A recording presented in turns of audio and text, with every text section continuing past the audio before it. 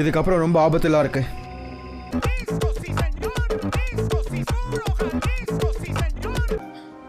கல்யாணம் பண்ணி வைப்பா.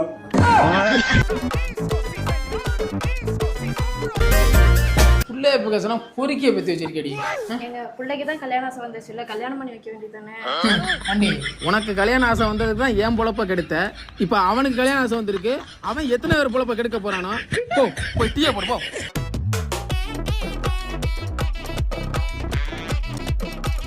என் வாழ்க்கையில் எதுவுமே இன்ட்ரெஸ்டிங்காக நடந்ததே இல்லை.